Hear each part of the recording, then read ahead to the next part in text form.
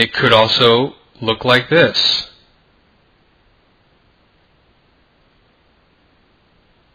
Those are all valid hands. As long as the one in the middle is poking out, everything is as it should be. Okay, so we have the hand and we have the weave. It's very important that you understand that. Now, as you're looking at the chart, you can have these hands that are very close to each other. For example, we have a hand here, we have one here, and we have one here. All three of them, they're very, very close to each other. And I would say that's discretionary. It's up to you if you're going to have 3 entries, meaning you have one for this one for this one, and one for this one, or if you're going to have 2, because these are so close, consider them as one entry, and because this one is a bit higher, that's another entry. Okay, that, I believe, is discretionary. It's up to you.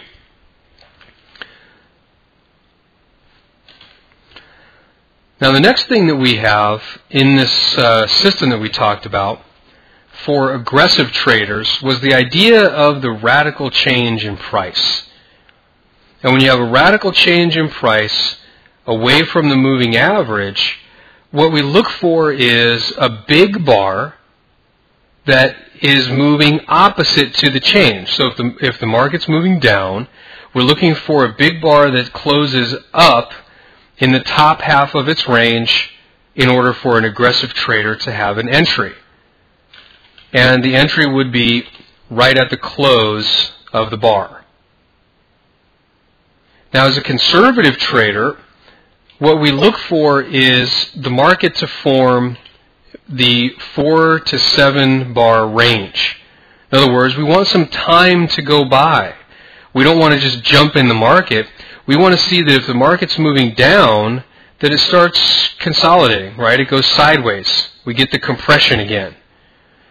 Now, this is usually where you'll see the market form the weave, but it doesn't have to, and it doesn't always. Okay, not always are you going to get the weave. Just know that the conservative trader wants to wait, and you're waiting for that 4 to 7 bars. Now, with the 4 to 7 bars, here's an example. We have the radical change. We have the radical change here, where price has moved away from the average, and then it starts trading sideways. Remember, we're waiting 1, 2, 3, 4. After these 4 bars, we're waiting for the narrow range. It comes in on this bar here. Now, there are 2 ways to trade this. The aggressive trader, once you get the narrow range bar, you have an entry on the low of the bar and one on the high of the bar. Okay, in this case, you're using the high and the low of that one day as a breakout. So if the market then breaks below the low, you go short. If the market instead breaks above the high, you go long of that one bar. Now, the conservative trader can trade the range itself. Okay, so we have the radical change, remember, here. As soon as the market starts trading sideways, we start looking for the range,